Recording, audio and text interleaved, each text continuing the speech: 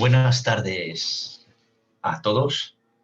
Eh, mm, Vamos a continuar con nuestro seminario o ciclo dedicado a la historia de Madrid al final del antiguo régimen en la ciudad. Y hoy la propuesta es un paseo, yo creo que muy interesante y muy bonito, por lo que fue la Villa Vieja de la ciudad de Madrid. La Villa Vieja es aquella parte de la ciudad que se había conformado entre los siglos IX y el siglo XII. De hecho, la Villa Vieja estuvo delimitada por aquella muralla cristiana que se construye en los momentos inmediatamente posteriores a ser conquistada la ciudad por los castellanos, pues para evitar reacciones, primero de almoravides y luego de almohades. El recorrido que vamos a hacer, por tanto, por parte de esta Villa Vieja es muy interesante porque tiene alguna relación también con algunas de las clases que estamos, ¿verdad?, visionando a través del canal YouTube de la Concejalía de Las Rozas. De hecho, aquí hablaremos de la Guerra de Independencia, hablaremos del reinado de José I Bonaparte, pero lo más curioso de todo, chicos, es que muy poca gente sabe todavía que el origen de la Guerra de Independencia en Madrid, aquel glorioso 2 de mayo, se produjo justo delante del Palacio Real de Madrid. Así, por lo tanto, es donde vamos a comenzar nuestra visita de hoy. Y allí nos vamos a dirigir, ¿verdad?, en un momentito, gracias hasta nuestro servicial muñequito, que nos va a llevar allí en un momentito. Y ahí está. Ya hemos soltado a nuestro muñequito. Y fijaros, delante de la fachada oriental del Palacio Real de Madrid, leemos, ¿no?, en una placa, en una lápida, una inscripción que pone a los héroes populares del 2 de mayo de 1808, que se levantaron aquí, justo en este lugar, contra las tropas de ocupación, ¿no? Dice, contra las tropas extranjeras. Bueno, contra las tropas francesas, ¿verdad? Ya sabéis que aquella mañana del 2 de mayo del año 1808, por órdenes del mariscal Murat, gran duque de Berg, que era cuñado del propio Napoleón, y que se encontraba en Madrid con un ejército de 36.000 franceses desde el 23 de marzo anterior, se había dado orden a los infantes que quedaban en palacio, hijos del rey Carlos IV, en concreto a la reina de Etruria, María Luisa de Borbón, y al infante don Francisco de Paula, para que también fueran enviados a Bayona, puesto que en Bayona se encontraban allí tanto Carlos IV como Fernando VII, discutiendo con Napoleón cuál de los dos debía ser rey de España. Y la verdad es que todo esto era un engaño de Napoleón, que quería tener allí a todos los Borbones que le cedieran la corona de España, como así ocurrió el 5 de mayo, le cedieron la corona de España al emperador y al final puso en el trono a su hermano. Era una manera bastante más rápida, cómoda, pensaba Napoleón, de dominar a España. Luego se dio cuenta de que aquí en España había que ganar cada plaza, cada calle, cada casa, cada pueblo y cada ciudad.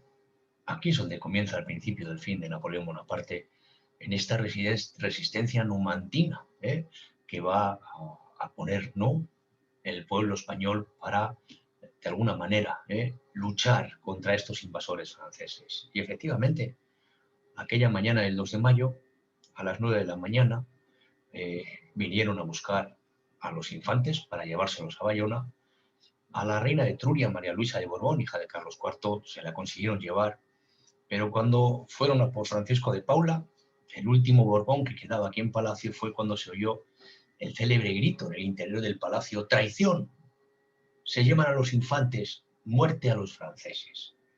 Y efectivamente, desde casi todos los confines y alrededores del palacio, una muchedumbre de madrileños se aprestó, fijaros, a defender a aquel infante. Hubo tal concurrencia de gente en este lugar que el infante incluso tuvo que asomarse por el balcón principal del palacio, que vemos aquí en la imagen, para saludar a la muchedumbre diciendo: estoy bien, no os preocupéis. Pero claro, todo esto lo estaba viendo incrédulo el mariscal Murat. Murat estaba alojado no muy lejos de aquí, en la Plaza de la Marina Española, en la antigua casa de los secretarios de Estado y del despacho. Y claro, mandó en primer lugar a su segundo, al general Lagrange, pero de no ser por la intervención de un guardia balona, casi acaba destripado, de tal manera que esto enfureció a Murat y mandó aquí, pues, a un batallón de granaderos con una pieza de artillería y ni corto ni perezoso abrieron fuego, cayeron 10 madrileños y aquí se lió la marimorena, chicos. Aquí es donde España y Madrid dejaron de ser menores de edad, ¿sí? Aquí se produciría esa defensa casi imposible del Parque de Artillería de Monteleón. Pero lo que ocurre en Madrid el 2 de mayo tuvo suficiente entidad y repercusión en todo el país para hacer, por primera vez, que el pueblo fuera soberano de su destino. Cuando me refiero a que fuera soberano de mi destino, quiere decir que asumiera de forma voluntaria, ¿sí? Esto no se lo mandaba ningún rey, ningún príncipe, como era la costumbre. El pueblo se erige en soberano y el mismo pueblo le declara la guerra a Francia. A las pocas horas de producirse el 2 de mayo en Madrid, dos alcaldes de Móstoles, una pedanía de Madrid, solemnemente declaran la guerra a Francia. Dos alcaldes. Sevilla se levanta también a las pocas horas en una junta patriótica de defensa. Todo el país, Granada, Barcelona, sí, todo el país, a falta de gobierno, en ausencia de los reyes, toman ese acto soberano, ¿sí? Por eso esto quiere decir que se pasa la contemporaneidad con letras mayúsculas, porque ¿qué es la contemporaneidad política? Si no es más que tomar ese derecho ¿eh? inalienable que nos pertenece, ¿sí? De poder, no soberanamente, elegir, ¿no? Quién nos representa o tomar nuestras decisiones, ¿sí? Esto es un concepto bastante liberal, ¿sí?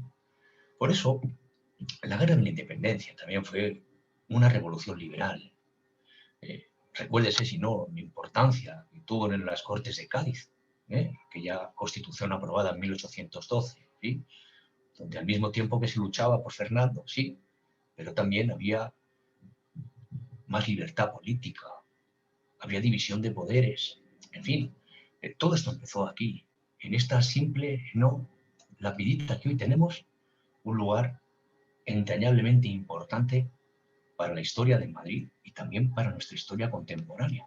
Porque aquí el pueblo de Madrid y los españoles en general dejamos de ser menores de edad para convertirnos en sujetos, en teoría, políticamente más responsables. Vamos a seguir, ¿no?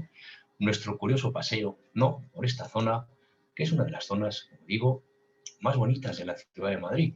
Y no muy lejos de aquí también merece la pena que nos tengamos a ver una escultura que también merece la pena que comentemos su historia. De hecho, esta escultura fue realizada por uno de los mejores escultores que trabajan en Madrid a comienzos del siglo XX. La vemos ya en el fondo de nuestra pantalla. De hecho, estos jardincitos, fijaros, que se encuentran en este lado de la Plaza del Oriente, poca gente sabe que se llaman realmente jardines del Cabo Noval. ¿Y quién es el Cabo Noval? Bueno, pues el Cabo Noval es este chico que aquí aparece representado en esta magnífica escultura, en estos trocitos, ¿verdad?, de Plaza Oriente conformados por la calle de San Quintín y la calle de Pavía. Este Luis Novalterros fue un héroe de guerra. A este le tocó una guerra 100 años después a la que acabamos de describir, la guerra de independencia. Fueron las guerras de África del año 1909, que como sabéis tuvo mucha repercusión política y social, aquellos desastres del Barranco del Lobo. Y es que cuando empezó la guerra con las cabilas rifeñas, los pueblos del norte de África, se enviaban los batallones de regulares a las gentes del pueblo, casi sin adiestramiento. Y quizá Luis Novalterros personifica muy bien, ¿no?, aquella situación y el tipo de soldado y de muchachitos que mandaban allí al frente. De hecho, eran tan inexpertos que estando de patrulla fueron capturados por los rifeños y al pobre le obligaron a conducirles a las posiciones españolas, lógicamente para pillarles desprevenidos. Y cuando se acercó a las posiciones españolas, los moros le decían: diles que sois vosotros, que os franqueen el paso. Pero fijaros, Luis Noval hizo totalmente lo contrario. Dijo: tirad, que son los moros. Claro, esto fue lo último que dijo Luis Noval Allí, en ese mismo instante, lo mataron. Pero este gesto, fijaros, fue francamente heroico. Salvó las posiciones españolas, le salvó la vida a sus compañeros. Por eso, fijaros, a título póstumo, le fue otorgada una de las condecoraciones más valiosas que tiene nuestra nación, ¿sí? Es la laureada de San Fernando. Y también fijaros por iniciativa de unas damas nobles vinculadas a la propia reina María Victoria Eugenia de Battenberg, casada en esos momentos con Alfonso XIII, pues se decidió erigir este monumento al valor de los soldados españoles personificado en la figura de Luis Novalterros. Se eligió, cómo no, al mejor escultor que trabaja en esos momentos, escultura urbana en Madrid, el genial valenciano Mariano Benlliure, y aquí, bueno, pues nos hace una propuesta de escultura, ¿no? Bastante realista.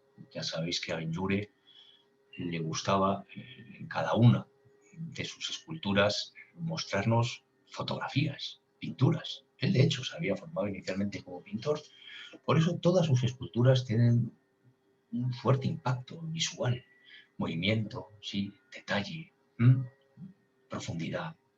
Esto es lo que consigue Benlliure, a veces excesivamente, ¿no? Porque trabaja muchísimo los detalles, los pliegues, los pantalones, las botas, los tendones de las manos, fijaros, ¿no? Aquí aparece Luis Noval, ¿no? Hecha en bronce esta escultura, estando cobijada, alegóricamente, por una matrona que representa a España. Esta es la bandera de España, ¿verdad? Y fijaros lo que suelen, ¿no? Poner estos monumentos, ¿no? Patria, no olvides nunca a los que por ti mueren. Esto debería ser, pues algo sagrado, ¿no? Se inauguró este monumento, como digo, en Mariano Benlliure, en junio del año 1912, y desde entonces está aquí en la Plaza Oriente, como digo, en estos jardines llamados de Luis Novalterros. Muy cerquita de aquí hay uno de los monasterios más impresionantes que atesoramos en la ciudad de Madrid. Ese monasterio se conoce con el nombre del Real Monasterio de la Encarnación. Este monasterio de la Encarnación, el bien es verdad que tuvo, pues, una fundación muy curiosa, por decirlo de alguna manera. Fundación muy curiosa quiere decir que su aparición estuvo motivada por un hecho de especial trascendencia política, y así es como se quiso vender al pueblo. Bueno, aquí lo vemos, la verdad es que es bellísimo. Se encuentra en un extremo de la Plaza de Oriente, que la vemos aquí, junto a nosotros, podemos intuir al fondo el Palacio Real de Madrid. Vemos también parte de la escultura del Cabo Noval. Y este monasterio, fijaros, tiene una historia, como digo, pues bastante particular, sobre todo en sus comienzos. Mirad, el 4 de abril del año 1609, el Consejo de Estado, a instancias del poderoso duque de Lerma, que era valido del rey Felipe III, decretó la expulsión de los moriscos del Reino de Valencia, una medida que se encargó de llevar a cabo el marqués de Caracena, pero que se entendió como una medida exitosa, puesto que al año siguiente el mismo Consejo de Estado, lo digo, 1610, hizo extensiva la expulsión de los moriscos a todos los territorios del Reino de Castilla y de Aragón. Esto a la postre supuso una ruina importante, una crisis que venía a acentuar ya la crisis que se va a aparecer en el siglo XVII, en la monarquía española, en zonas tradicionalmente habitadas por moriscos, como Andalucía y el Levante. Pero fijaros, aquí en la corte de España esto se bendijo como una providencia de Dios. Tanto es así que en agradecimiento a esta feliz medida, la propia reina Margarita de Austria, esposa de Felipe III, hizo venir de un convento de San Agustín, de monjas agustinas, de Valladolid, a una cuadrilla de monjas para fundar aquí un monasterio y darle gracias a Dios. Y ese monasterio es el que estáis viendo, el Real Monasterio de la Encarnación. De hecho, monasterio que surge bajo la protección de los reyes. Por lo tanto, no va a ser un monasterio cualquiera. Aquí vendrán a parar lo más granado de las hijas de la grandeza, incluso de la propia realeza. ¿Sí? De hecho, la primera piedra se puso el 10 de junio del año 1611. Se puso en una solemne ceremonia, una misa presidida por Bernardo de Sandoval y Rojas, arzobispo de Toledo, que era tío del duque de Lerma, en presencia de los propios reyes, y no se escatimó en gastos para construir este cenobio y sobre todo su iglesia. De hecho, las pobres monjas tardaban tantos años en hacer el monasterio. Primero estuvieron situadas, junto a otras agustinas, en el convento de Santa Isabel, ya sabéis que está muy cerca de Atocha, ¿sí? Muy cerca del Museo Reina Sofía, y luego pasaron a las Casas del Tesoro, que era un complejo, un adosado, que tenía el antiguo Alcázar de los Habsburgo, donde hoy está la Plaza de Oriente. Y allí permanecieron, como digo, hasta el año 1616, comienzos del verano de 1616, que pasaron a habitar el monasterio. Y desde entonces han estado las monjas aquí. De hecho, es de los pocos monasterios, quizá por su importancia, por su riqueza, porque desde muy pronto, la riqueza de las dotes con las que vienen las primeras monjas lo hacen impresionantemente rico. Tanto es así que es un museo que está escrito a patrimonio, se puede visitar, una dispensa especial de los papas, pero sigue siendo casa de las monjas. Y al ser quizá de protección real, pues siempre se salvó de lo que son las desamortizaciones, que hubo muchas, desde finales del 18 a lo largo del 19, tampoco sufrió excesivos daños durante la guerra de independencia y la guerra civil, sobre todo, de tal manera que es una suerte que podamos conservar esta auténtica maravilla. Maravilla, ¿por qué? Mirad, simplemente con ver la iglesia de este monasterio nos damos cuenta de su valor. Sabemos que fue proyectada la iglesia por Juan Gómez de Mora. Juan Gómez de Mora era sobrino de Francisco de Mora. Francisco de Mora había sido también discípulo de Juan de Herrera. Dicen que incluso las trazas de esta iglesia las pudo trazar Francisco de Mora, pero las ejecutó su sobrino Juan Gómez de Mora. Y por lo tanto, fijaros, la iglesia estaba basada nada más y nada menos que en la propia basílica de El Escorial, que como sabéis es el monasterio con excelencia de los Habsburgo, de Felipe II. Un monasterio que creó escuela, o dicho de otra manera, creó un canon arquitectónico, ya que buena parte de todos los conventos, incluso palacios de la nobleza, tenían ese gusto escurialense, eran muy horizontales, aparecían en las esquinas torreones donde se ponían chapiteles empizarrados a cuatro aguas con bolones y mansardas, y para la construcción de iglesias, en aquella época, ¿no?, donde hay un gran fervor contrarreformista, se utilizó también como modelo aquella basílica del Escorial. De hecho, aquí vemos a menor escala esa reproducción de la basílica del Escorial. De hecho, el acceso se hace a través de una galería porticada, como estamos viendo, donde aparecen tres arcos, respetando siempre la jerarquía del central, el principal, que es un poquito mayor, en arco de medio punto. Vemos que es una arquitectura muy clasicista, ¿sí? Bueno, el herreriano no deja de ser uno de los estilos clasicistas que se recuperan en el Renacimiento, ¿verdad? Vemos que hay un piso intermedio, flanqueado por ventanas, donde nos aparece un relieve de magnífica factura. Es un relieve de Antonio Riera. Antonio Riera, voy a ver si tengo una foto más interesante para que podamos ver ese relieve, que yo creo que sí. Fijaros, cuando nos hizo este relieve, lo estaba haciendo como una especie de panel docente, por decir así, porque estos relieves, estas iconografías, servían también para contarle al pueblo, a la gente, ya no solo la vocación del templo, sino también les enseñaban cuáles eran nuestros, entre comillas, valores sagrados de los católicos, o sacramentos, que en esos momentos estaban cuestionando los protestantes. De hecho, vemos en este relieve dos escenas. Una es la encarnación, que efectivamente vemos como el Espíritu Santo, ¿no?, por obra y gracia de Dios, Padre Eterno, que lo está festejando en su corte celestial, ¿no? Vemos los angelotes revoloteando, contentos. Dios, Padre Creador del mundo, como notario de todo lo que se hace en el universo, pues hace que el Espíritu Santo vaya, ¿no?, a engendrar, ¿no?, a la Virgen María, ¿sí?, al Niño Dios. Luego vemos aquí la Santísima Trinidad, de alguna manera, ¿no?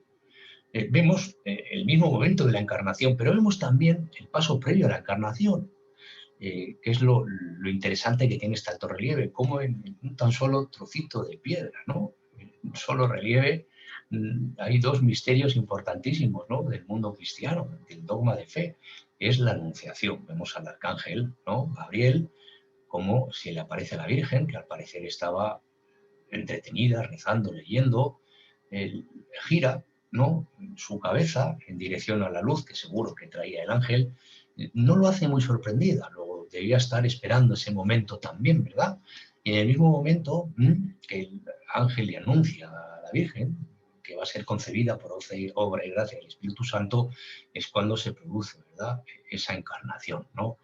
Francamente es alto relieve fascinante de Antonio Riera. Y vemos también en la parte superior, ¿no?, como es propio también en el Escorial, los escudos de los patronos, realizados también en mármol por Antonio Riera. Son los escudos de Felipe III y de su prima Margarita de Austria. Y cierra el conjunto, ¿no?, como vemos aquí en esta lonja, a los que bonito, un frontón triangular, muy típico también de estas arquitecturas clasicistas, herrerianas, con un óculo central que sirve para dar luz también a lo que es la nave, el interior de la nave, y rematado por una cruz. Este monasterio de la Encarnación, como dije, no ha sufrido afortunadamente a lo largo del tiempo. Más aún, sabemos que durante el siglo XVIII, ya con la dinastía de los Borbones, estos siguieron de alguna manera dispensando su patronato, su protección a las monjas agustinas. Bien, es verdad que en esta época también pues, hay una serie de reformas, se van adaptando la estética del interior de estos templos, de estos conventos, a lo que está de moda entonces, que era el neoclásico. Y sabemos que Ventura Rodríguez, entre el año 1755 y 1757, pues bueno, reformó notablemente el interior de la iglesia, utilizó decoraciones profusamente en bronces, en jaspes y en mármoles, pero que básicamente la iglesia es la que construyó Juan Gómez de Mora y terminó aquel año 1616. Alguna reforma importante ha sufrido este inmueble, por ejemplo, el año 1809, reinando José Bonaparte, fue derribado un pasadizo elevado que comunicaba, fijaros, este arte o este cuerpo de fachada de la Encarnación con el Alcázar de los Austrias, el actual Palacio Real de Madrid. De hecho, aquí venía un pasadizo elevado que se dirigía, ¿no?, paralelamente al Alcázar, sí, más o menos hasta la mitad de la Plaza de Oriente, a encontrar con las Casas del Tesoro. Las Casas del Tesoro era una edificación perpendicular de notables dimensiones, que había sido construida por Juan Bautista de Toledo para Felipe II, para albergar dependencias cortesanas, y lo que permitía esa Casa del Tesoro y este pasadizo elevado era aislar el Alcázar del resto del tejido urbano y permitir en el interior, donde hoy está la Plaza de Oriente, pues bueno, el desarrollo de unos jardines renacentistas, los llamados Jardines de la Huerta de la Priora, que, como digo, estuvieron de pie hasta el reinado de José Bonaparte. José Bonaparte quiso abrir, ¿no?, el Palacio Real al pueblo, no aislarlo, y en este contexto surgirá, ¿no?, de lo que es la Plaza de Oriente, situada frente a la fachada oriental del Palacio del Rey. Aquel pasadizo lo que permitía a la corona era acceder a este monasterio sin tener que pisar la calle. Directamente desde el Alcázar iban a la Casa del Tesoro y por la Casa del Tesoro se introducían a este monasterio con una puerta que había aquí. De hecho, hoy esto es una ventana, pero si pasamos a visitar alguna vez la Encarnación, nos suben a esta sala donde hay multitud de cuadros de reinas, infantas, sobre todo de la época de los Habsburgo, veremos que aquí todavía se conserva esa puerta. Después de las reformas de Bonaparte, que es cuando se empieza a hacer ese proyecto fallido de Plaza Oriente, digo fallido porque luego lo retomará Fernando VII, Isidro González Velázquez, su arquitecto, y no culminará hasta el año 1843, ya con los liberales, con un concepto diferente de plaza al que había diseñado Fernando VII. Pues bueno, fue necesario, ¿no?, dentro de lo que era la ordenación de esa plaza, ya por los liberales, año 1842, durante la regencia de Espartero, pues bueno, acotar, ¿no?, un poquito lo que eran estas fachadas de la Encarnación que se asomaban a la Plaza Oriente, recortarlas para, como digo, poder trazar los jardines precisamente que hemos visto dedicados al Cabo Noval. Bueno, ya que estamos aquí muy cerquita, pues yo creo que también podríamos comentar esta escultura que tenemos aquí, aunque bueno, como se ve muy mal con esta vista, yo creo que nos vamos a acercar un poquito. Esto es lo que nos permite también ventajosamente este tipo de recursos, ¿no? Y bueno, nos vamos a poner aquí, vamos a soltar a nuestro muñequito, nuestro historiador de Madrid, que es un chico pues muy avezado, muy estudioso, y efectivamente aquí vemos esta escultura que, bueno, está dedicada a Félix Lope de Vega y Carpio, ¿no? El Fénix de los Ingenios. Este Fénix de los Ingenios le llaman Fénix de los Ingenios, ojo, porque escribió más de 1000 obras, una cosa bárbara. Tenía una facilidad para la escritura, una inteligencia verbal impresionante, y es considerado junto a Quevedo y Góngora uno de los 3 mejores poetas del siglo de oro. Esta escultura la hicieron en el año 1902 el arquitecto López Salaberry. Es un arquitecto municipal que es el que hace este pedestal, un pedestal de gusto ecléctico, donde está claro que está dedicado pues, a un poeta, porque nos aparece una lira, nos aparece también las armas de la ciudad de Madrid, su blasón, porque es el patrocinador de este monumento, es lógico, y nos aparece una escultura donde vemos representado efectivamente a Félix Lope de Vega, una escultura muy buena, de las primeras épocas que trabaja el escultor Mateo Inurria, que tiene una calle importante en Madrid, cerca de la Plaza Castilla. Nos representa a Félix Lope de Vega en su última etapa de vida, cuando quedó viudo por segunda vez, el caso con Juana Guardo, a la altura de 1610, pero quedó viudo. Al final lo que decide es vestir los hábitos, se los hizo cura, y era un hombre que daba sermones que removían conciencias, daba sermones tanto en la antigua iglesia del convento de San Hermenegildo, de la calle de Alcalá, estuvo convertida en parroquia de San José, la actual parroquia de San José, que está muy cerquita de la Gran Vía también, y también daba misas, el nombre, en el convento de las Trinitarias de San Ildefonso, en la calle que lleva su nombre, en la calle de Lope de Vega.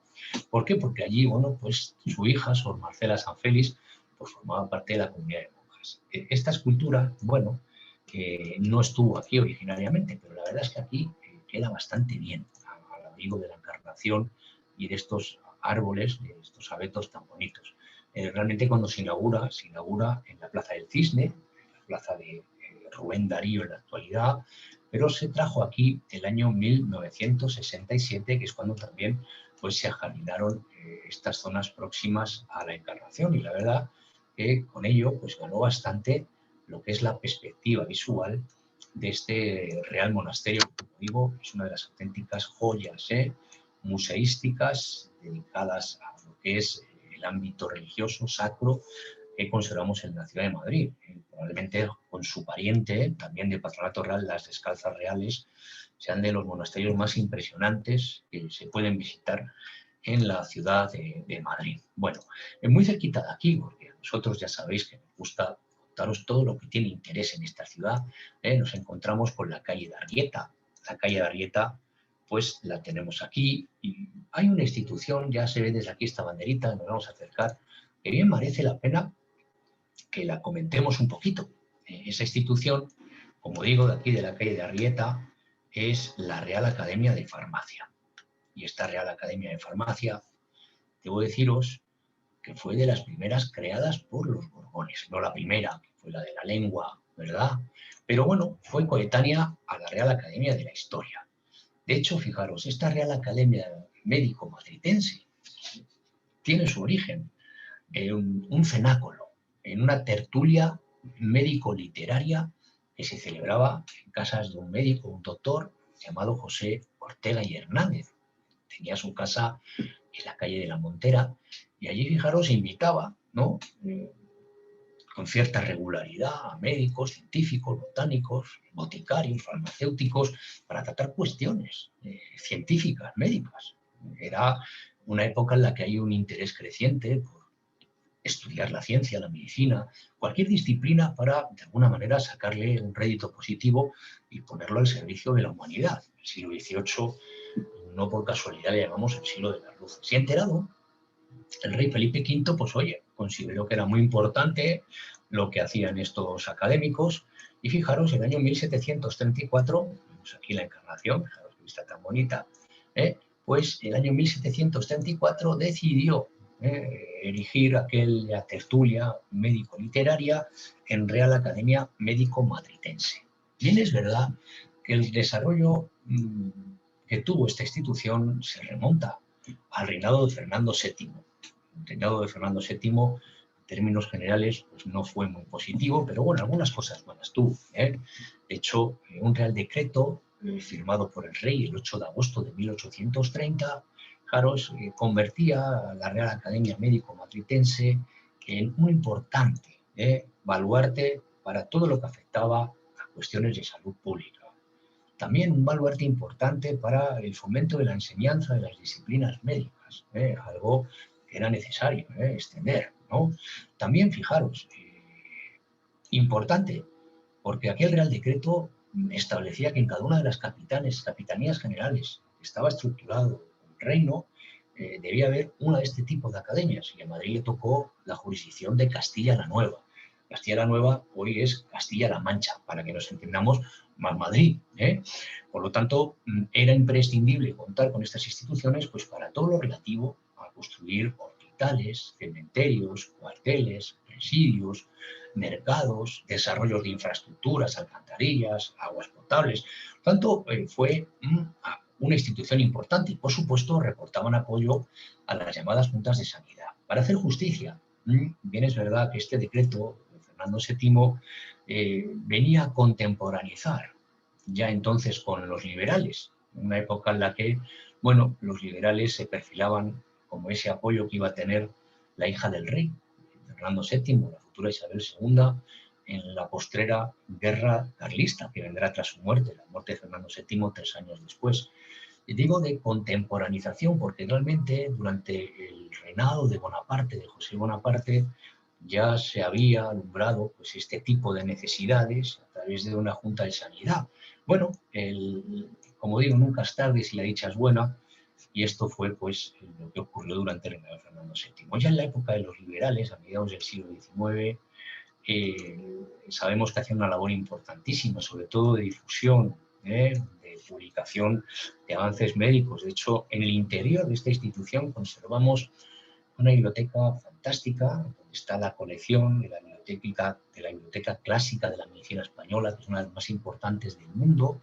Y además sabemos que también hacían una actualización permanente de las farmacopeas, es decir, anualmente lo que hacían era facilitar a farmacéuticos, a boticarios, a médicos, la prescripción de los medicamentos que estaban por usar o que había que recomendar su uso, lo que hoy llamamos los vademecums. Por lo tanto, hacían francamente funciones importantísimas. Bien es verdad que funciones tan importantes pues no estaban acompañadas de una sede funcional y una sede también cómoda. ¿Por qué? Porque prácticamente desde su fundación los académicos andaban de prestadillo en las casas de sus directores, en algunos hospitales.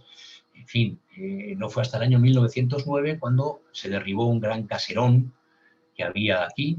Este caserón de la calle La Rieta había pertenecido a la corona. De hecho, en este caserón se encontraba la Biblioteca Nacional. La Biblioteca Nacional, cuando se traslada al Palacio de los Museos y las Bibliotecas Nacionales, ahí el Paseo de Recoletos, ya a comienzos del siglo XX, pues quedó sin uso y fijaron los académicos y pidieron al gobierno que se lo cediera como sede, ¿no?, de su Real Academia. Entonces, cuando, bueno, se derribó el caserón, entre 1910 y 1913, Luis María Cabello La Piedra, pues bueno, nos construyó este edificio, que bueno, es un edificio de porte muy clásico, oficialista, ¿no?, con ese gusto por los frontones, esos órdenes clásicos, ¿verdad?, y estos atlantes, ¿no?, en la puerta, ¿no? También destaca el interior, el salón de actos, que se concibe como un anfiteatro.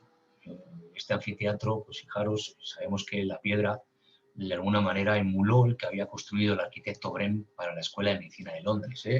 Tiene muchas sorpresas este edificio por dentro, y la verdad es que también, si se tiene oportunidad, merece la pena visitarlo. Bueno, vamos a regresar, ¿no?, por nuestra Plaza de Oriente hacia la Plaza de Ramales, porque la Plaza de Ramales también merece la pena conocer algunos de los edificios más singulares y más bonitos que hay en este entorno próximo al Palacio, al Teatro Real de Madrid. La Plaza de Ramales se llama así por la batalla de Ramales. Aquí la vemos, en la Primera Guerra Carlista, pero también la calle de Vergara, ¿verdad? Ese abrazo de Vergara entre el general Maroto y Espartero, que puso fin a la Primera Guerra Carlista. O la calle de la Unión, tenemos por aquí también, la calle de la Unión, o la calle de la Amnistía. O sea que aquí tenemos la calle de la Independencia. Tenemos toda una serie de calles, sobre todo en esta zona, en estas manzanitas que bajan a la Plaza de Ópera, desde la Plaza de Ramales, que se configuraron durante la década de 1810 a 1840. ¿Por qué? Porque fijaros, toda esta zona se vio muy afectada por los derribos de Bonaparte. Los derribos de Bonaparte, que os dije que querían hacer una gran plaza, una gran explanada para comunicar la fachada oriental de su casa con la Puerta del Sol, con un gran eje viario que se iba a sobreponer sobre la calle del Arenal. Al final, bueno, fue tan efímero su reinado que no dio tiempo a hacer más que estos derribos. Y aquí, bueno, pues se vio afectado, entre otras edificaciones, pues el monasterio de monjas de Santa Clara, que había sido fundado en la villa medieval de Madrid, 1465, si no recuerdo mal. Y también fijaros que aquí había, lo que es la Plaza de Ramales, pues una de las viejas parroquias del Madrid medieval, la parroquia de San Juan Bautista. De hecho, si nos metemos en el interior de esta plaza, pues todavía no podemos ver efectivamente los restos de la parroquia de San Juan Bautista. La parroquia de San Juan Bautista era una de las 10 colaciones parroquiales originales de la villa medieval de Madrid. Después de la conquista cristiana, se fundan 10 parroquias de finales del XI y el siglo XII. Una de ellas fue San Juan. De hecho, fijaros, las últimas reformas y excavaciones arqueológicas que se han hecho en la plaza, pues nos han permitido reconstruir su planta. De hecho, lo que ha hecho aquí el Ayuntamiento de Madrid con estos bancos es reconstruirnos parte de sus muros. Esta, de hecho, es la cabecera semicircular de toda iglesia románica, en este caso románico mudéjar, y estas, bueno, pues eran los muros de las capillas. Y aquí las vemos, las capillas dibujadas, incluso el muro lateral que sigue continuando con la bajada al parking que tenemos aquí abajo, donde vemos incluso los restos arqueológicos. Esta parroquia de San Juan Bautista, que como digo fue derribada en 1809 por orden del rey José Bonaparte, ¿verdad? Muy cerquita de esta parroquia de San Juan, sí, tenemos otra parroquia, ¿sí? La parroquia de Santiago. Aquí, fijaros, el casco viejo del Madrid medieval, de esa villa vieja, constreñida por la muralla del siglo XII, eran 33 hectáreas de ciudad, y es verdad que solo 20 hectáreas correspondían a lo que era la morfología urbana, es decir, al caserío. Y mirar, donde tengo yo el ratoncito, esta es la Plaza de Ramales, donde estaba San Juan, y escasos 20, 30 metros se erigía otra de las parroquias, Santiago, la parroquia de Santiago, el apóstol Santiago. Bien es verdad que no era esta parroquia, puesto que la cabecera de Santiago original, como la de San Juan, se encontraba aquí en esta calle de Santa Clara, estaba mirando hacia el este, como era lo típico en todas las iglesias románicas, iglesias netamente medievales, como digo, en románico mudéjar, porque aquí los mudayanes musulmanes siguieron manteniendo, ¿no?, lo que era el dominio de todo lo que eran los aparejos y la construcción, y también la fabricación de ladrillos. Por tanto, eran iglesias no de estas labradas de piedra que estamos más acostumbrados a ver en latitudes de Segovia, de Soria, de Palencia, en fin, pero iglesias no por ello interesantes e importantes. También fue derribada en la parroquia de Santiago en el año 1809. Fue derribada por Bonaparte, pero llegados a este punto, yo quiero recordar que estos derribos que se producen también en época bonapartista, que afectaron a algunas parroquias, realmente lo que venían era hacer cumplir una ley ya aprobada por el rey Carlos IV, una ley perseguida por Godoy, que era un ministro preliberal, sí, y de alguna manera lo que quería tanto Godoy como Carlos IV era racionalizar un poco la organización parroquial de Madrid. ¿Por qué? porque mirar, ya a finales del siglo XVIII en Madrid tan solo había 14 parroquias.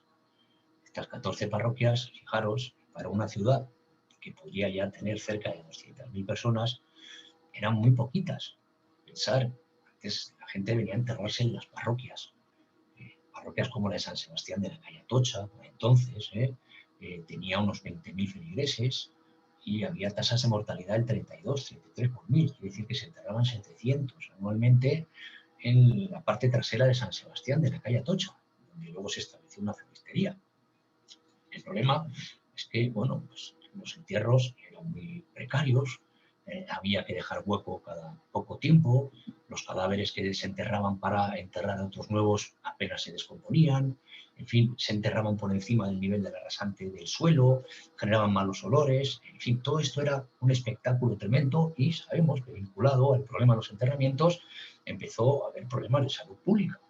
Y Carlos III incluso llegó a prohibir los enterramientos en el interior de la ciudad, en repetidas ocasiones, pero aquella reforma ni la cumplió el pueblo ni la cumplieron los sacerdotes. ¿Por qué? Porque los sacerdotes obtenían unos niveles de renta muy importantes a través del negocio de la muerte, más cuando las parroquias eran densamente pobladas como esta de San Sebastián. Había otro problema, que junto a estas parroquias periféricas como San Sebastián, la de San Martín o San Ginés, en la calle Arenal, o San Justo, luego llamada Basílica Pontificia de San Miguel, bueno, pues existían otras parroquias de origen medieval, de la época fundacional cristiana de Madrid, sí, que apenas tenían rentas y feligreses, y que sobraba la mitad de ellas.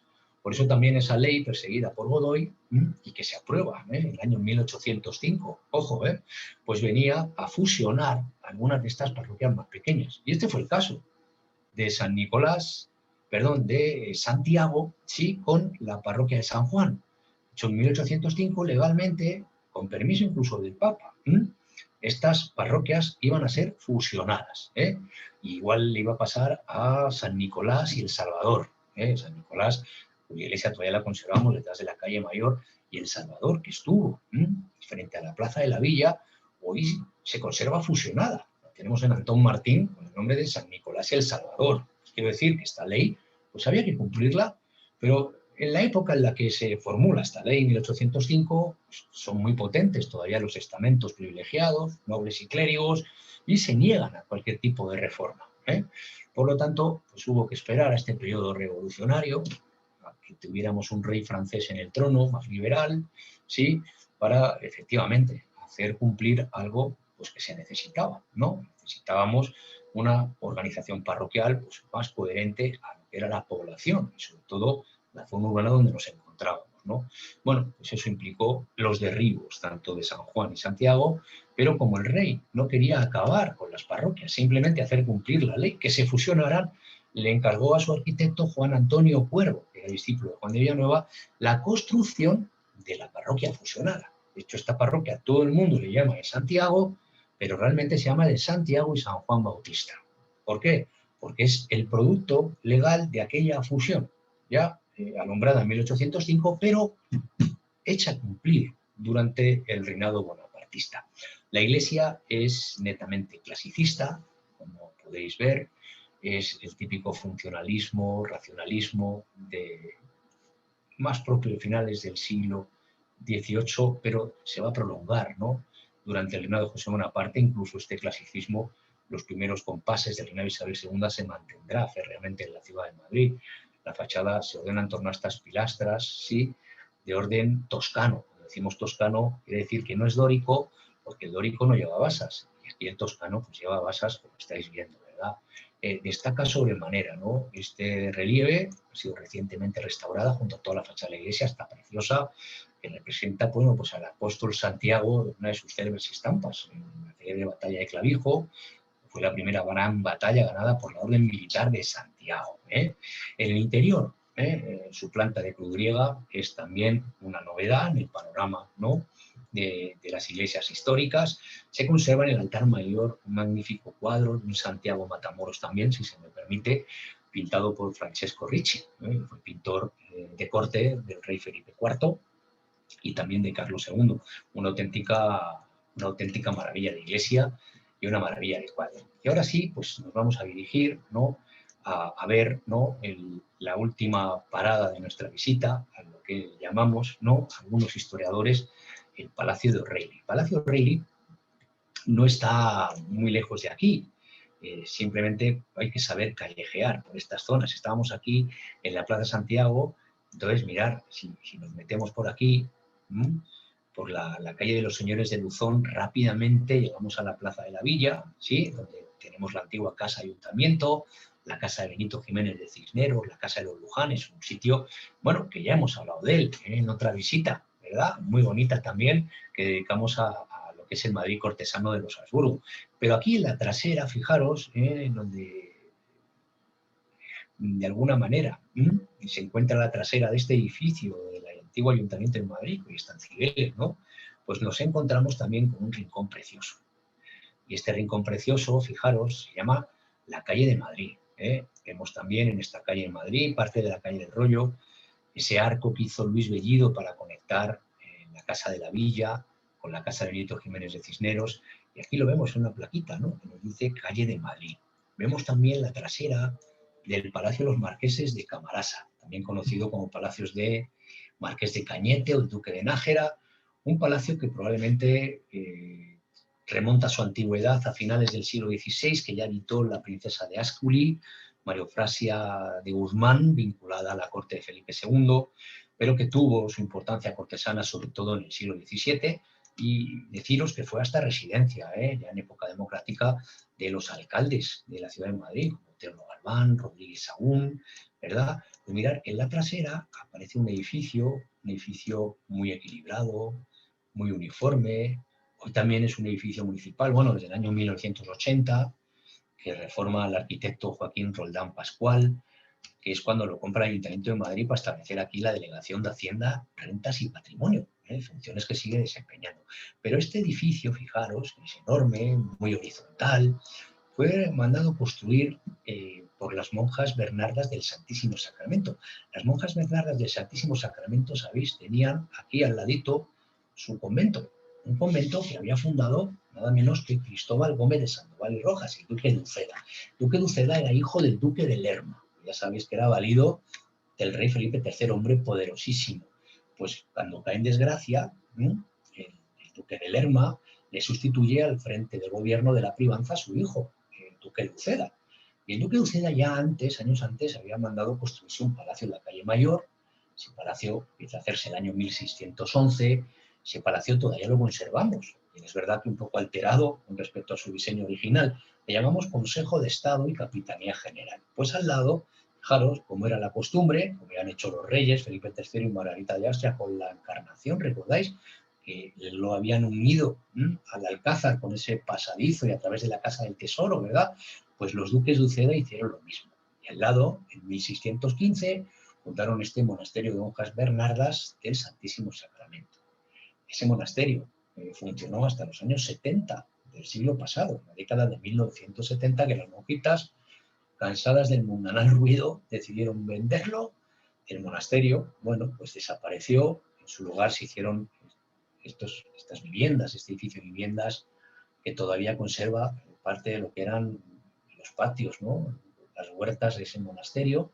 Sí, de hecho le llaman el jardín o el huerto de las monjas, pero sobre todo se conserva la iglesia que compró las Fuerzas Armadas y hoy le llamamos Iglesia Arzobispal Castrense. Bien, estas monjitas, debo deciros, que cayeron en desgracia. En 1621, cuando muere Felipe III, los Sandovales, la facción del duque de Lerma y su hijo Uceda, caen en desgracia, y va a haber una venganza muy grande por parte de los Guzmanes. Guzmán era la familia del conde duque de Olivares, que ya sabéis que es el nuevo marido de Felipe IV. Y bueno, de hecho, le van a confiscar todos los bienes. El duque de Uceda morirá al poco tiempo, estuvo en la cárcel. De hecho, el duque de Uceda está enterrado en el altar mayor de esa iglesia arzobispal castrense. En una reja del altar mayor están los restos del duque de Uceda, Cristóbal Gómez de Sandoval y Rojas, y las monjitas lo pasaron francamente mal para poder terminar las obras de su iglesia. Se emplearon más de 70 años, para que os hagáis una idea, y las pobres pues tenían muy pocos recursos económicos. Y bueno, pues para que no les faltaran los recursos, fijaros, haciendo mucho esfuerzo, ya al año 1725 le encargaron a Pedro Hernández, un arquitecto poco conocido, un maestro de obras madrileño, la construcción de este edificio. Compraron las casas que aquí había y lo compraron simplemente como un edificio de renta. Luego esto fue muy típico en el Madrid liberal de mediados del siglo XIX, porque bueno, esta burguesía que tenemos en la ciudad de Madrid fue una burguesía muy rentista. La ciudad estaba cercada fiscalmente, no podía crecer, pues oye, quien tenía, ¿no?, viviendas para ponerlas en alquiler, que eran altísimos, carísimos los alquileres, pues fácilmente podía vivir holgadamente de las rentas de los alquileres. Las monjas, pues ya en esta época cortesana, que la ciudad también está cercada, pues también lo saben, y fijaros, muy cerca, al lado de su convento, pues se hacen este edificio de renta para que a todo aquel cortesano, aristócrata o gente de posición que venga a la corte y necesite alojarse, pues pueda cómodamente alojarse en este palacio. Es por eso que le llamamos Palacio de O'Reilly, porque uno de los cortesanos más célebres que siempre gustó de alojarse aquí, en esta casa de las monjas, fue Alejandro O'Reilly. ¿Y quién era Alejandro O'Reilly? Pues mirad, es uno de los personajes más curiosos que tenemos en la historia de España, no solo de Madrid, la historia de España, aunque claro, él estuvo muy vinculado a esta ciudad y sobre todo al reinado de Carlos III. De hecho, Carlos III tenía mucha confianza en O'Reilly. Este chico era católico irlandés, entró al servicio de la Corona de España en 1765 como maestre de campo, fue enviado a la colonia de Puerto Rico con el propósito de formar las llamadas milicias disciplinarias, que fueron conocidas, ojo, como las milicias sanguinarias de O'Reilly. Estas milicias estaban formadas, la gente no lo sabe, estaban constituidas normalmente por pardos y mulatos. Es decir, eran buena parte de ellos libertos, algunos esclavos que habían comprado su libertad, y un medio para ganarse la vida pues era enrolarse al ejército.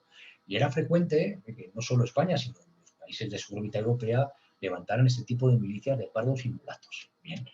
Alejandro O'Reilly los adiestraba con tanta dureza que cuando entraban en combate, fijaros, eran temidas. De hecho, en una época muy dura, una época muy beligerante, estamos en el contexto de esa guerra de los 7 años que tuvo proporciones mundiales, y de hecho podemos compararlo a una guerra mundial, la guerra de los 7 años, y O'Reilly, pues la verdad es que era un hombre muy eficaz al servicio de la corona. De hecho, fijaros, cuando cumplía su cometido, regresaba a la corte, se alojaba aquí con las monjitas, y fijaros, el año 1769, de nuevo Carlos III tuvo que recurrir a Alejandro O'Reilly. En este caso fue, después de la guerra de los 7 años, hubo una serie de permutas de colonias en los Estados Unidos de Norteamérica. Francia va a ceder a España la Luisiana y nosotros a los franceses cedimos la Carolina, pero hubo un problema, que cuando el nuevo gobernador, Antonio Ulloa, que manda allí Carlos III, va a tratar de hacer efectivo el gobierno de la Corona de España, pues le van a hacer, fijaros, una revuelta, se van a rebelar contra él en la antigua capital de Luisiana, que era Nueva Orleans. Entonces, enterado Carlos III de esto, pues ¿qué hace? Pues se le ocurre mandar pues, a O'Reilly con sus milicias disciplinadas a poner orden. Efectivamente, en octubre de 1769, O'Reilly, en Nueva Orleans, a sangre y fuego, ahorcando, ¿no?, ajusticiando a los cabecillas de esa revuelta, a esos franceses que no querían someterse al gobierno español, pues fijaros, pone orden, pone paz, y una vez cumplido con su cometido, regresó Antonio Ulloa a su gobierno y O'Reilly regresó a Madrid con sus monjitas, ¿no? Bueno, acabamos aquí esta visita. Ya veis que es una visita muy bonita, con estas imágenes, ¿verdad?, de este Madrid tan bello, que tiene una historia impresionante. Bueno, pues os seguiremos esperando en las próximas clases y visitas que, como sabéis, pues se visionan en ese canal YouTube que está o pone a vuestra disposición en la Concejalía de Cultura de Las Rozas. Hasta la próxima, amigos. Adiós. Muchas gracias.